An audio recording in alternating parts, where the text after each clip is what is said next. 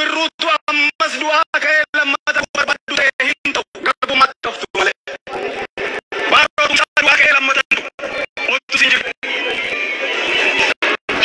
Hagam yoo hammaatus hagam yoo hadhaa illee lafee fi lafa abbaa keenyaatti ni deebina. Warri Tigraay taankii hidhachaa jiru. Amaarri marfii hidhachaa jira. Sumaalee waan gochaa ture argitan dhageessani. Oromoo gajaraa irraa hiikaa jiran. Mancaa irraa hiiksisuuf seeratti baasan.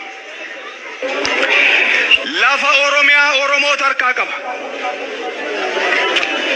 Oromoon gosaaf qooda. Gosti balbalaaf qooda. Balballi dheedhaaf qooda. Akka Oromoon jedhetti qofa bulti.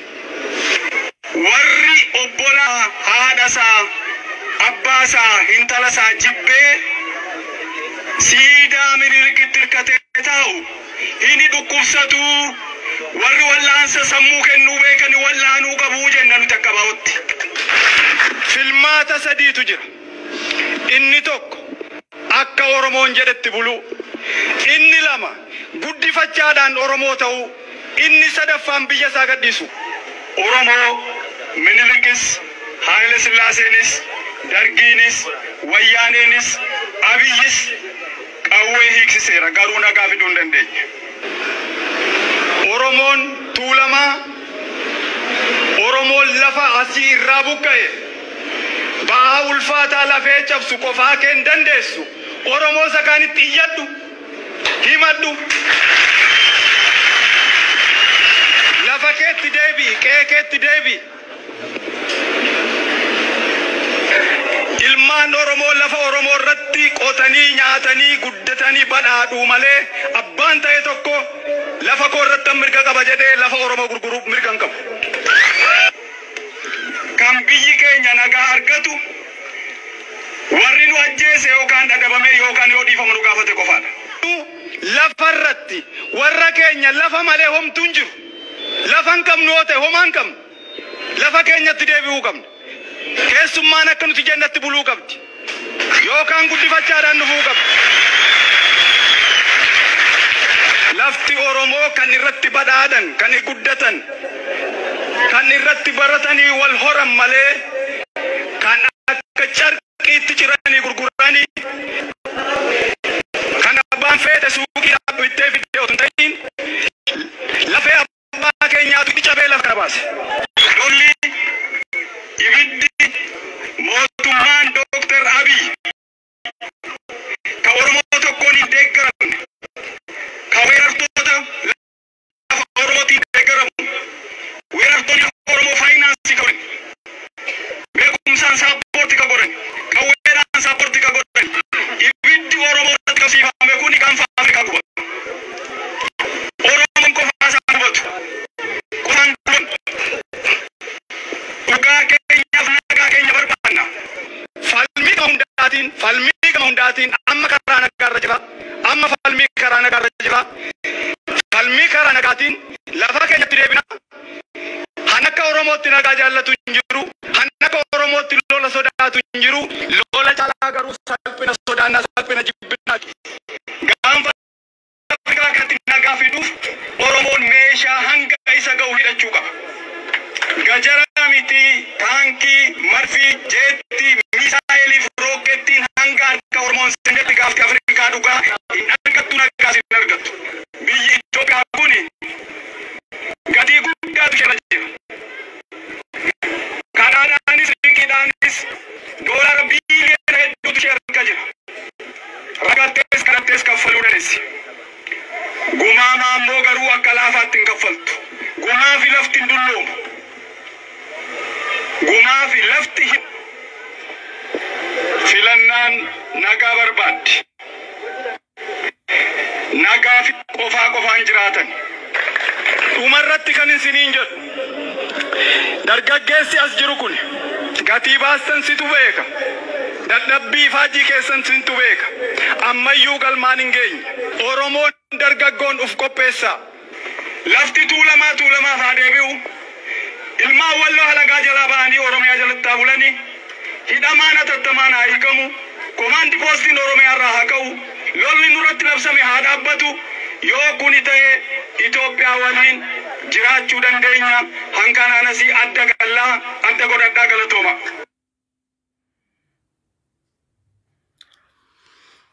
Llega.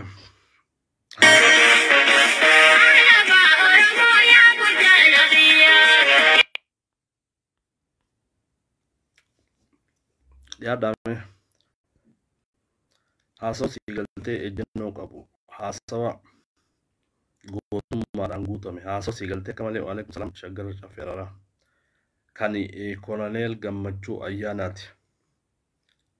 Colonel Gammachuu Ayyaanaa waan ajaa'ibaa jee goota akkanaa kana faada Oromoon sigaltee mana hidhaa keessatti irraanfatte dhugaa dubbachuudhaaf goota hedduu jira. Oromoon meeshaa waraanaa taankii irraa misaa'ila irraa diroonii irraa hundumaa yoo hidhatte qofa gaanfa Afrikaa kanatti nageenyi dhufaa jee dhugaasaati waan dhugaati wanni inni arra dubbattuun arraa miti. Colonel Gammachuu Ayyaanaa dhugaa dubbachuutu isa hidhe. Gootichi Oromoo kun akka malee goota akka malee xiinxalaa dhugaa dubbachuudhaaf waan inni osoo dubbiin siigaltee amaarummaatun osoo mootummaan Kiristinnaa Amaaraa tanan ka'in dura Colonel Gammachuun tana dubbate jechuudha. Arraan tana Kiristinnaa Amaaraa kaaniiti tanaaf xanyummaa mootummaan kuttee jirti. Ta Kiristummaa kaatee warra if jijjiire jechuudha warra siigaltee konvertii if godhe arraan tana. Mootummaa gama hundaanuu siigaltee if jijjiirte jechuudha dhugaa dubbachuudhaaf. Yeroo ummanni keenya siigaltee mootummaa Oromoo je'ee dhiichisu akka Colonel Gammachuu Ayyaanaa akka Jawaar Mohammad waa'ee mootummaa tanarraa hammeenya mootummaa tanarraa dubbachaa turanii Rabbi haa baasu. Kanaaf dhiyaadhaameen arragaa waan ajaa'ibaatiin qabadhee dhufee jirtuu akkam jirtan ilmaan Oromoo qaqqaalii ilmaan saba Oromoo ilmaan dhiigaan Oromoo warra haqa Oromoo eeguudhaaf qabsaa'u baga nagaan dhuftan dhiyaadhaa. Haasoo kiyya kakalee keessatti haasoo siigaltee kaleessa akka malee siigaltee haasawaa turre waa'ee miidhama sabaa haasawaa turre waa'ee jaarraa abbaa gadaa haasawaa turre qabsoo Oromoon gaggeessaa jirturraa hin haasawaa ture. Chaansii illee siigaltee warra bilisiginnaa kanaafillee isiniifin kan najeeniitiin ture. Asbaanii siigaltee bakka silaan namni dubbachuu qabuutti hin dubbatanii keessaan dhufanii siigaltee waa namaan ja'anii jecha akka malee namatti darbatanii kun siigaltee wallaalummaa guddaadha. Namni onnee qabaannaan waa beeynaan dandeettii qabaannaan manni keenya kun mana walabaati. Dhuftee siigaltee haqa abiyyiin qabu haqa bilisiginnaan qabdu haqa amaarummaan qabdu san as gubbaatee dubbachuu dandeessaa jechuudha. Keessaan dhuftee siigaltee wanni nama sodaachiftuuf hin jiru. Nuti siigaltee bakka irraa dhalanne beeyna beeta. Nuti ijoollee isaa akka taate nun beeyne.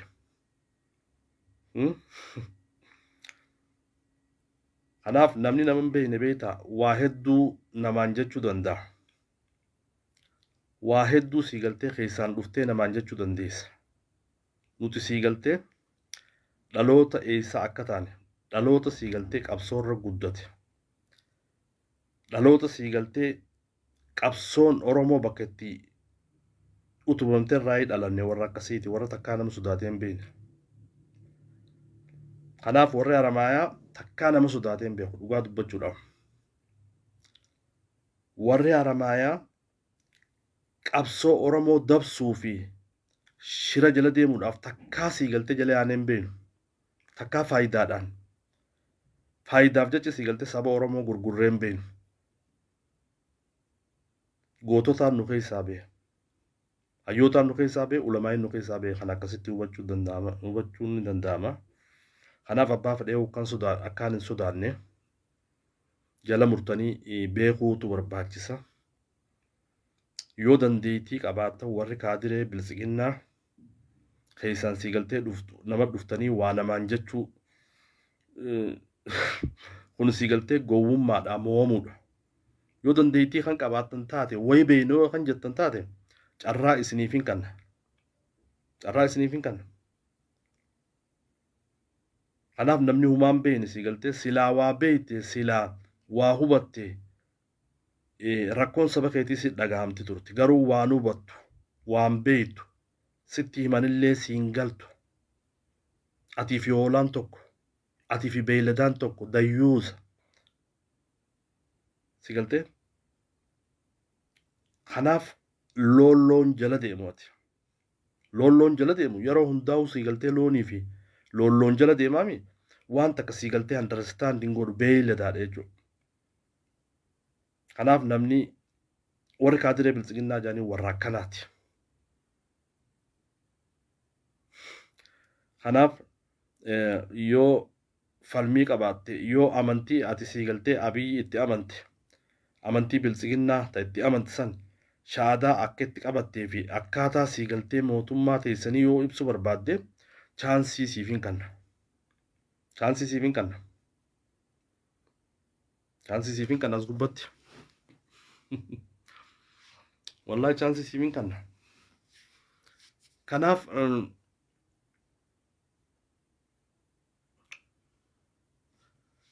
wanni isin itti jirtan dogongoraa warri siigaltee keessaan dhuftanii waa nama barreessitan an eenyu akkaan ta'e na baruus qabdanii hanuma yoo dandeettii qabaattan yoo mormii qabaattan yoo dhugaa qabaattan asuma gubba baatee siigaltee dhugaa nan qabu kana bilisiqinnaa tanaafiin deeggara garaa kiyyaan guuttachuu deeggara lafaan finfinnees fudhachuu deema Oromoo tana siigaltee bakka takkaa finnee jiti Abiyyi bira galuu deema tarsiimoo akkasii siigaltee ol baatee haasoyti. Chaansii siif hin kanna. Kanaaf yoo haasa'u maa beeyte yoo wannummaan takka siigalte nama waa galtuufi miti. Nama waa hubachuu danda'uu miti. Akkaan siin jiru hin beeku dhugaa dubbachuudhaaf. Warra osoo siigaltee kilaasii takka hin baratin warra osoo siigaltee waan takka honjiin kan siigaltee afaan Oromoo katabuu hin beekne. Kan barnoota hin qabne warra akka hooleyyii tanaatu siigaltee keessaan dhufee namatti waa barreessa. Kanaaf dura waa baradhu. Nama waa beekuutu namaaf waa barreessa. Akkaataan ati itti barreessitu. Akkaataan siigaltee. Kanaaf waa baradhu. Kanumaan jechuu barbaada. Gama biraatiin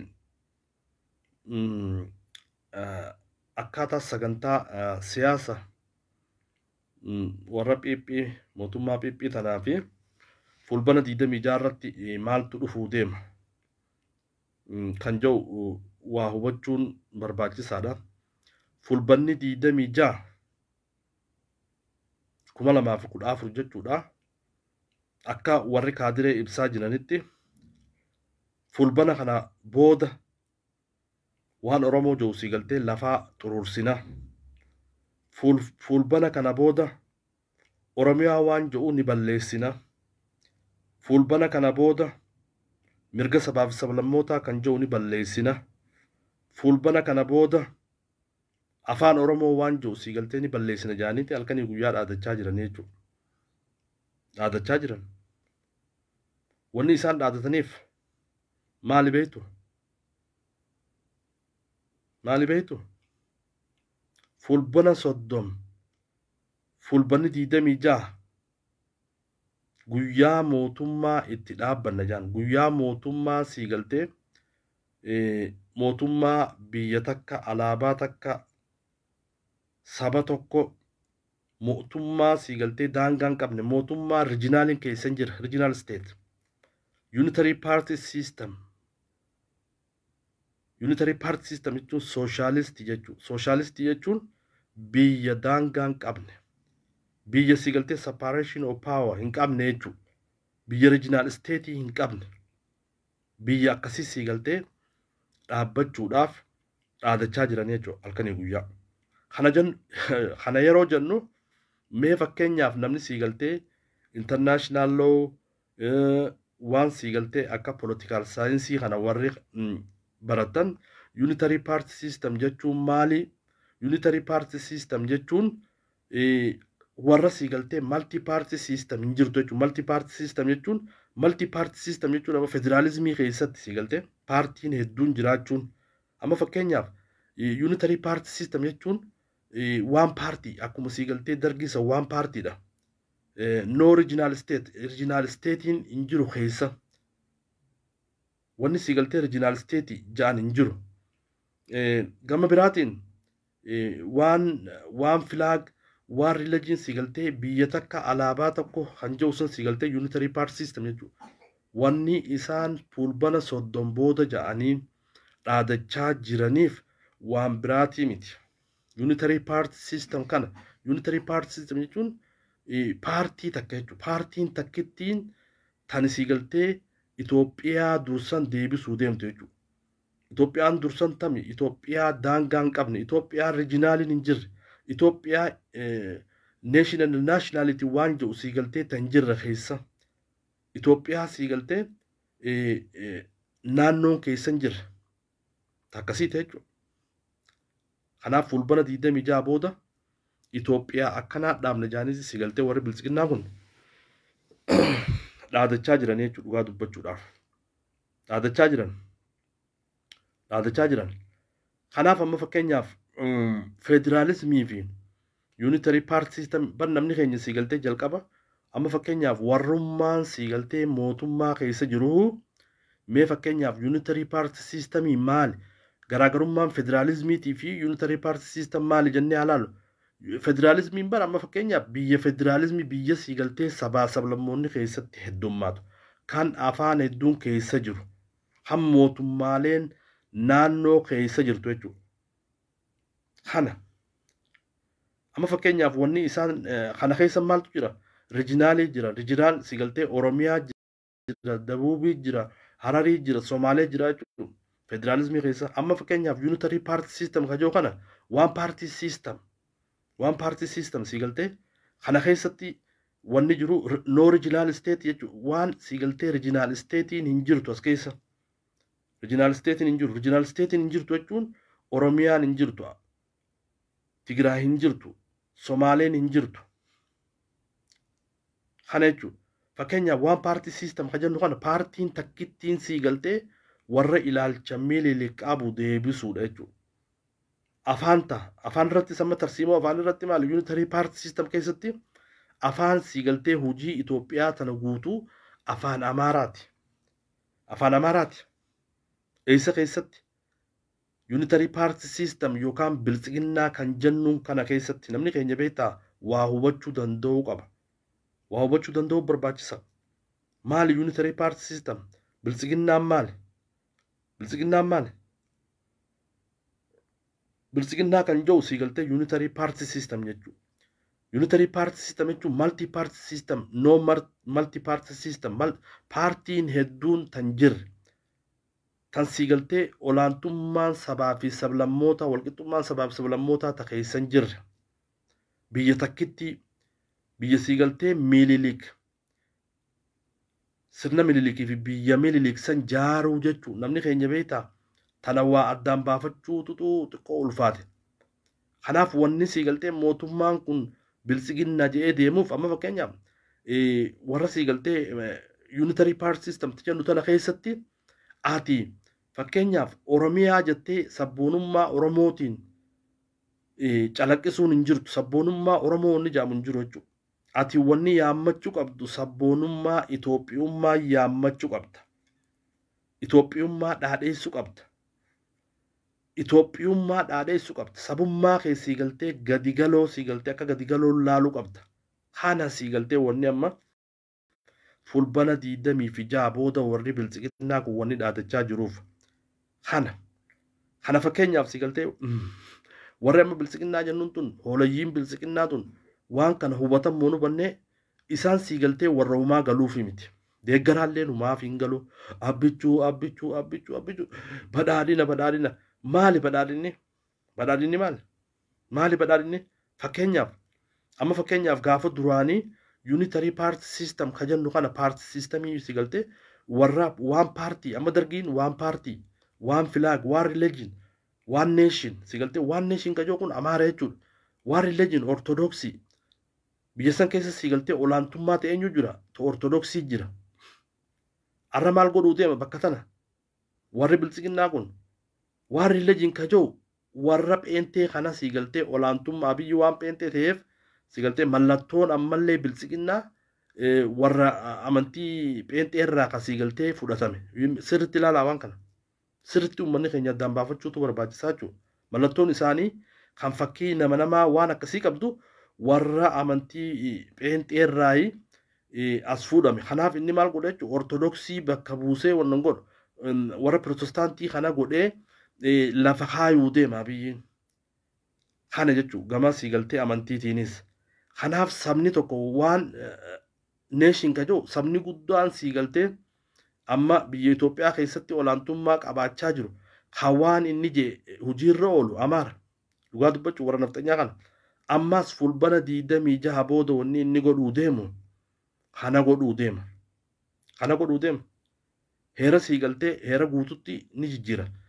Heera kam wanna godhuu deemu? Heera sii galtee unitary party system. Itoophiyaa takkitti ijaaruu.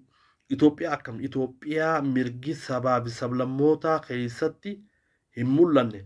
Itoophiyaa sii galtee naannoleen keessa hin jirre. Itoophiyaa daangaa hin qabne jechuudha. Itoophiyaa akkasitti uumuudhaaf itti deemaa jiranii. Heerilleen sii galtee heera akkasitti qopheeffamaa jira.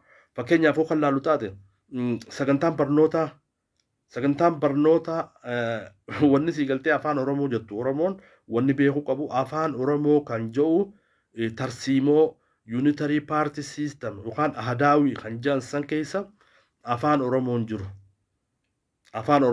Seera sii galtee fulbana 26 ti ragga'ee ragga'uuf deemu kana keessatti. Afaan Oromoo afaan sii galtee dhalootaa kan jedhu kana hin jiru jechuudha. Afaan jiru sii galtee afaan Amaaraati. Afaan Guraageen jiru. Afaan Harariin jiru. Afaan Somaaleen jiru. Afaan biyya Itoophiyaa san keessatti sii galtee akkaan gabaatii fi sirna ahadaawii yookaan unitary party system yookaan biltsiginnaa kun afaan Amaaraati jechuudha. Kana ta'uu deema. Kanaaf ummanni keenya ummanni Oromoo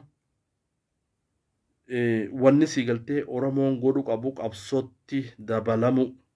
Mootummaa sii galtee fulbana 26 booda eenyummaa keessirraa balleessuu deemtu. Tan Oromummaa teessirraa balleessuu deemtu. Tan Oromiyaa tee balleessuu deemtu. Mootummaa shira sirra gaggeessuu deemtu. Eenyummaa tee balleessuu deemtu. Atiis osoo guyyaan san hin geenye qabsaa'uutu barbaachisa.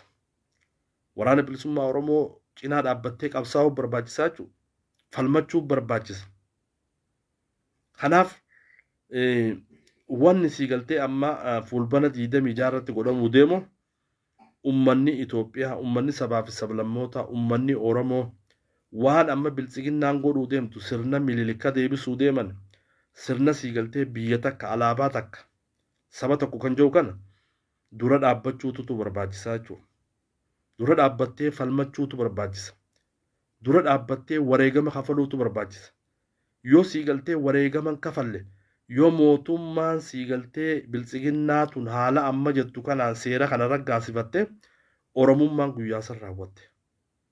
Oromiyaanis guyyaa san raawwatte. Somaalummaan guyyaa san raawwatte. Harariin guyyaa san raawwatte. Wanni sii galtee Hararii ja'an amma booda ni dhabamte jechuudha. Wanni Somaalee ja'an Affar ja'an ni dhabamte. Kanaaf waan akka malee sii galtee seera akka maleetti raggaasifachuu deema. duuboonni nama ajaa'ibsiisu warra sabaaf sablammootaa kanarraa ummata Affarii fi uummanni Somaalee akka malee nama ajaa'ibsiisa. Mootummaa eenyummaa isaanii irraa fuutee balleessuu deemtu tana mootummaa naannoo isaanii balleessuu deemtu tana osoo firraa arkuu dhiisanii jiti ifiif walitti deebi'anii wal lolan ummata Somaaleetii fi uummanni Affar. Kanaaf qaanyii guddaadha kun. Qaanyii guddaa. Ati lafa sii galtee isin lafa Affarii fi lafa Somaalee lafa xixiqqoo tanarra sii galtee wal lolaa jirtan. Naannoo tee guutuutti sirraa fuudhuu deeman. Naannoon tee dhabamuuf deemti.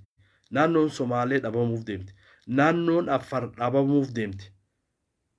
Kanaaf wanni Affarii fi Somaaleen godhuu qabdan tokkummaadhaan Oromoo cinaa dhaabbatanii mootummaa shiftaa tana mootummaa sirna Minilik deebisuu deemtu mootummaa olaantummaa nafxanyaa mirkaneessuu deemtu tana ofirraa darbuutu barbaachisaa jechuudha. Kanaaf dammaquutu barbaachisa. Dammaquu barbaachisa.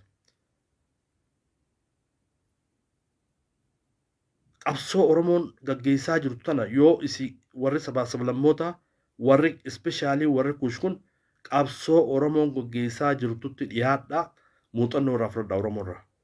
Oromoorraa muuxannoo fudhadhaa. Qabsoo Oromoo dhiyaadhaa muuxannoo irraa fudhadhaa.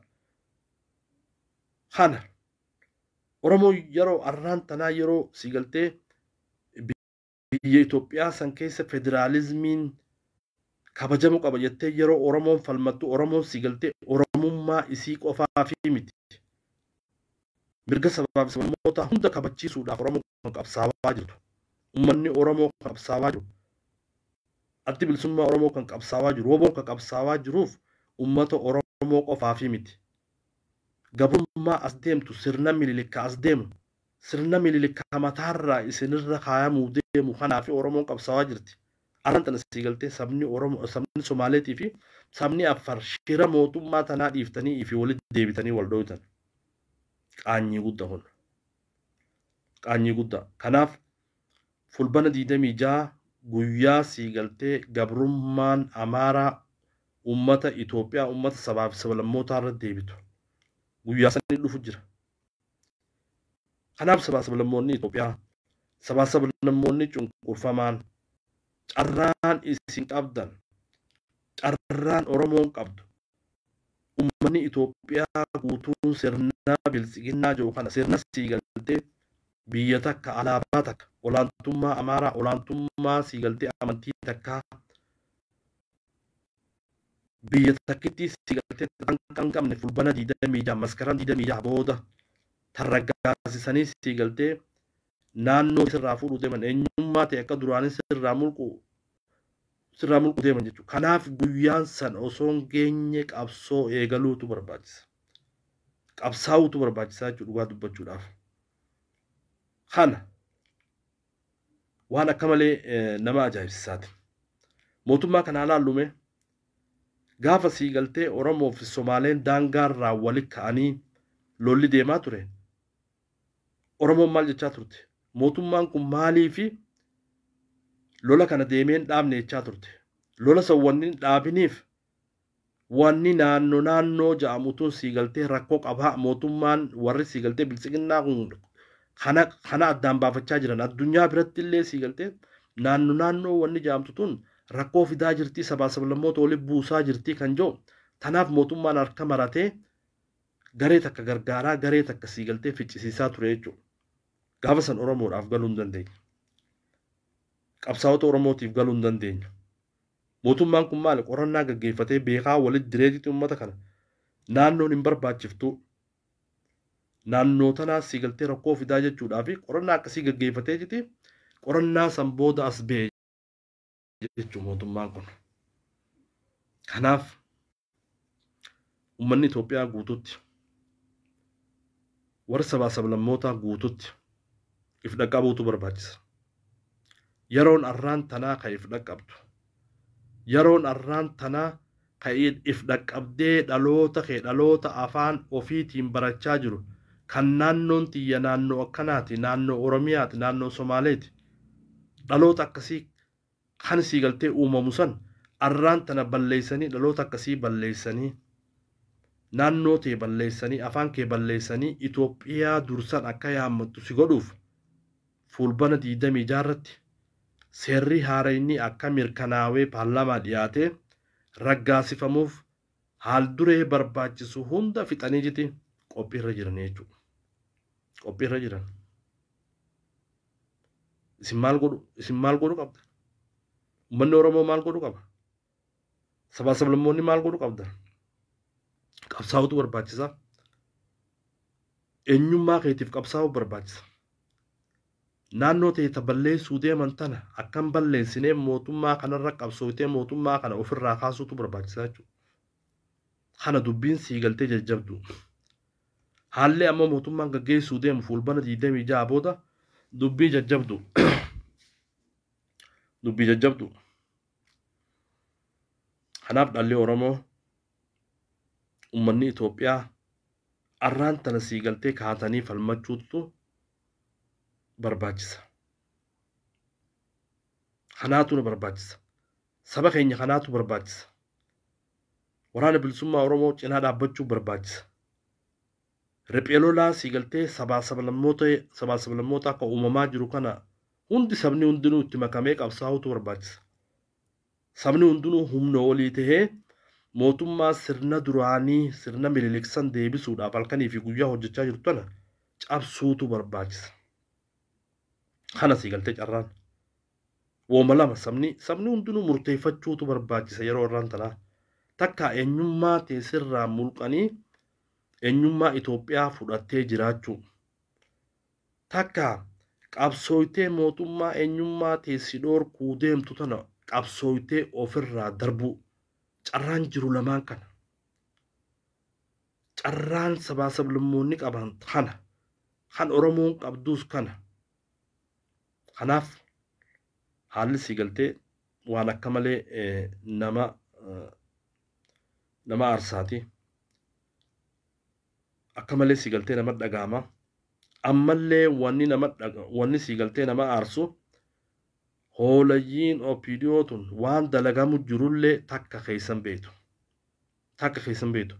Mee fakkeenyaaf warra kaadiree biltsiginnaa jaantana kaayyoon biltsiginnaa maali? Tarsiimoon isaanii maali? Akeekni biyya itti bulchuu deeman gara fuulduraa maali yoo ta'in humaa takkan beekan dhugaa dubbachuudhaaf. Dhugaa dubbachuudhaaf. Akeekni biltsiginnaa maali? Karoorri maali? Tarsiimoon maali? Akkaataan itti biyya bulchuu deeman gara fuulduraatti maali yoo kan jettu taateen deeggara fudhadhu kaadire fudhadhu takkaasiin beektu. Uummata kanaa sii galtee uummata Oromoo hoogganna ja'a.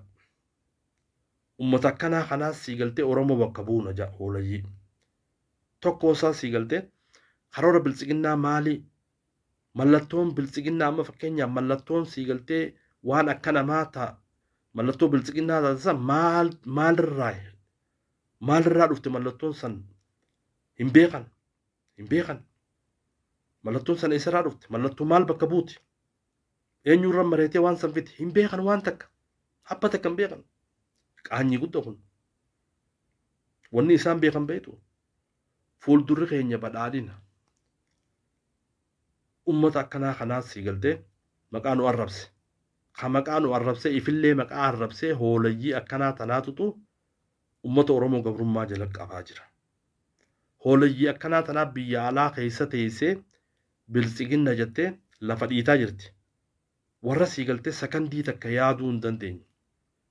Warra faayidaa mataa ofii bichaaf yaadu. Warra Finfinneedhaa lafa fudhachuuf yaadu.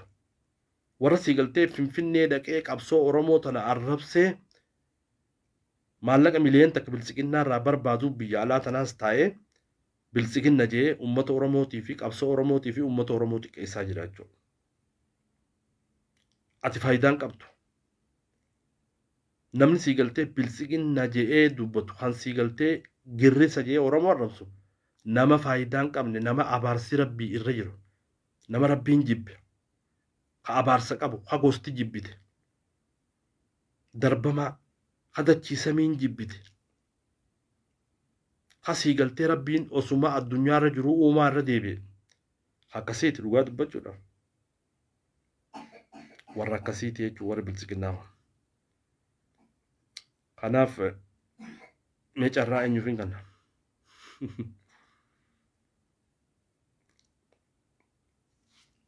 namaan kan nuuf jiraatame especially warra kaadireetiifin kanna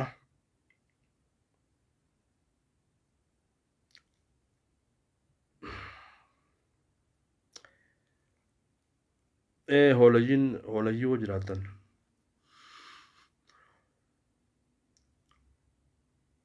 warra keessaan waa namaan jechuu beekuu jiraatame asirra baati sii galtee karoora mootummaa teessanii dubbadha warra bilisiqinnaa jechuudha obboleeyyan taayee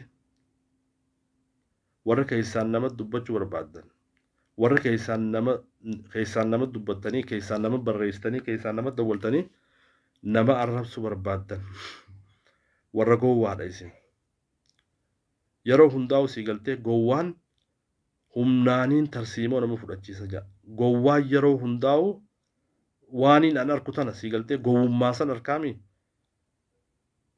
warra sii galtee dukkana keessa dhaabbatee ija baasee nin arka jiru kana jechuun warra saba kanarraa addaan bahee jiru warra rabbiin jibbe warra sii galtee dachii samiin jibbe warra bilisiqinnaa deeggaru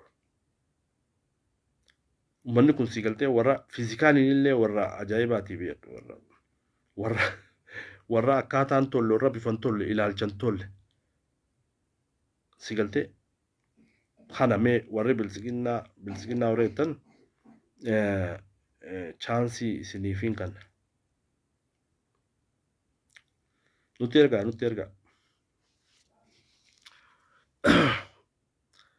nuti erga warri as keessa teessanii kaadiroonninis namnis waa gootanillee hin jiru nuti sii galtee ummata kanaaf qabsoo ummata kanaati jecha baanee jirra faayidaan teenya nutti hin dhagaamtu dhugaa dubbachuudha faayidaa ummata keenyaatu sii galtee dursa faayidaan ummata keenyaa ni dursiti arraan tana sii galtee ani faayidaan tiyya guddoon ummata kiyya biraa kabajaa qabaachuudha ummata kiyya biraa bakka qabaachuudha wani na boonsu laaltana ummanni kiyya kabajaa naa kannu ummanni kiyya jaalala naa kannu kun sii galtee miliyeenaa fi biliyeenatti waan lakkaa'amooti ummata kiyyaan niin boona faayidaa ummata kiyyaa gurguree ummata kiyya miskiina sii galtee kakaleessa narra laffe'ee na guddisee asiin nagee warra kaleessa sii galtee oromummaa tana nu tursiisee nuti oromoo jechuu nu barsiise san arra deemee faayidaa mataa kiyyaati jecha ummata oromoon gurguru kaleessa illee sii galtee wanni biyya gallakkifnee baaneef tanaaf arrallee faayidaa ummata keenyaatiif qabsoo ummata oromootiif dursa kan hin malee faayidaa mataa keenyaatiif dursa hin kenninu ni dhabamna malee kanaaf isiniin arkaa jira kaadiree boruu sii galtee haasawaa nanaasa yoo kana biirootti walitti qabamaati ajandaa godhadha haasawa amma duraas tiirtanii ajandaa godhadhaati haasawa ajandaa uummachuun beektan ajandaan teessan sii galtee silaa'oo tokkuma shanee junta sane tanaaf warra as keessa jirtan warri kaadiree sii galtee ajandaa godhadhaa boru akkanatti nurra haasawaa turee jaa'ati akkasitti uummadha kanaaf yoo carraan namaan kannuuf hin jiraanne niin deema kanaaf ummanni keenya ka oromoo ummanni sabaa sablammoota fulbana 26 booda eenyummaan tee sirraa mulqamuuf deemti naannoon tee sirraa mulqamuuf deemti afaan ati sii galtee afaan kiyya jettuun dhabamuuf deema naannoon ati naannootii jettuun dhabamuuf deema jechuudha kanaaf osoo guyyaan san hin geenye dura sabaa sablammoonni Itoophiyaa hundinuu qabsoo oromoo deeggaraa oromoo wajjin qabsoo gaggeessaa mootummaa tana ofirraa darba kana sii galtee carraan isin baasu carraan Oromoo baasuus qabsaa'uudha. Oromoon siigaltee qabsoo hadhooytu gaggeessaa jira. Waraanni bilisummaa Oromoo qabsoo hadhooytu gaggeessaa jira. Waraana bilisummaa Oromootiif humna ta'uutu barbaachisa sabaa sablammoonni. Yoo kanan taane eenyummaan kee dhabamuuf deema, eenyummaa Itoophiyummaa fudhachuu deemte jechuudha fulbana 26 booda. Afaan kiyyaaniin ijoollee xiyya barsiisan baduuf deemti. Afaan kiyyaaniin mana murtii dhaqee tajaajilamaan baduuf deemti. Afaan kiyyaaniin ijoollee xiyya barnoota barsiisan baduuf deemti. Naannoon xiyya naannoo Oromiyaatii naannoo Afariin baduuf deemti. Kanaaf chaansiin sabaa sablammoonni qabdan yeroo arraan tanarraa qabsoo Oromoo gargaaraa mootummaa tana siigaltee firraa kuffisuutu barbaachisa. Kanumaan jechuu barbaada. Kanaaf fayyaadaa galatooma injifannoo uummata Oromootiif haa taatu. Namni haqa qabu, namni dhugaa qabu ni mo'ata. Dhugaa yeroo hundaa'u siigaltee ni mo'atti. Hayni yeroo hundaa'u ni mo'ata. Warri haqaa ni mo'ata. Warri siigaltee saba kana gurguruudhaaf haadiree taatanii biyya hunda keessa siigaltee saba Oromoo xiqqeessuu irratti, ummata Oromoo arrabsuu irratti, mootummaa Amaaraa akka deebitu, sirni Minilik akka deebi'u carraaquu irratti warri siigaltee hojjechaa jirtan guyyaa boruu seenaan isin gaafatti, seerrilleen isin gaafata. Jalaa ba'uu hin dandeessan. Takka takka siigaltee wal beena. Takka takka wal beena jechuudha. Kanaaf uummanni keenya especially Harargee irratti leenjii gaachana sirnaa maal jaanii waan amma leenjii kan namaa jirtuun ummata keenya Harargee irratti xiyyeeffatameeti mootummaan tun ummata keenya dararaa jiran jechuudha. Dargaggoota Harargee guututti irratti xiyyeeffatanii jiti. Ijoollee ukkaamsanii gara leenjii waraanaatti erganii naannoo Amaaraatti ficcisiisaa jiranii jechuudha. Naannoo Amaaraatti kan dhumaa jiru ijoollee teenya especially ijoollee Harargeeti. Kanaaf ijoolleen teenya ta Harargee wanni dhaamse isinii dhaamu mootummaa tanaan qabamtanii akka hoolayyiitti isin duuba dhaabbatanii waraanatti isin naqanii du'a hin duune isin ajjeesuudhaaf isin ajjeesaa jiranii. Kana akkan taane qabsoo bilisummaa Oromootti makamuutu barbaachisa. Qabsoo bilisummaa Oromoo makamtee wareegama qaqqaalii wareegamuu barbaachisa. Wareegama seenaa qabdu wareegamuu barbaachisa. Kana siigaltee akka dhaamsaatti itti deemuu barbaachisa. Kana wanni siigaltee amma godina Harargee bahaatiif kannamee jiru mootummaan naannoo irraa eegalii gubbaa irraa eegalii wanni amma irratti xiyyeeffatamtee hojjetamuu deemtu Harargee irratti dargaggeessa Harargee guututti lola kanarratti hirmaachisuu irratti karoorri qabamee jira jechuudha. Karoorri qabamee jira. Kanaaf dargaggeessa Harargee yeroo jennu hojjetaan mootummaa guutuun leenjii fudhatee gama lolata naannoo Tigraayitti deemuu qaba kan jiru murtiin akkasii dabraa jira. Dabruuf deemaa jechuudha. Hojjetaa mootummaa godina Harargee baharra jiru, Harargee bahaa fi lixarra kan jiru jechuudha. Sagantaan akkasii qophaa'ee itti deemamuuf deema. Iddoon leenjii hojjetaan mootummaa Harargee lamaanii leenjii itti gaggeeffamuu deemu Awaash naannoo Awaash kaampii waraanaa Awaashitti gaggeeffamuu deema. Kanaaf dhalli Oromoo hundinuu karoora amma Harargee irra deemuuf Oromoo irra deemu dura dhaabbachuutu barbaachisa. Dura dhaabbachuu qofa osoo hin taane qabsaa'uutu barbaachisa. Bakka dhugaa qabdu, bakka mirga kee qabdu, bakka seenaan ta'e yoo ati wareegamte sii barreeffamtutti waraana bilisummaa Oromootti makamuun yeroon isaa amma. Kanaaf antanumaan jechuu barbaada. Galatoomaan fayyaadaa injifannoon uummata Oromoo haa taatu. Oromoon haqa qabdi, dhugaa qabdi, ni injifatti. Arraas baruus warri shiraa ni bada, warri dhugaa ni dhufa.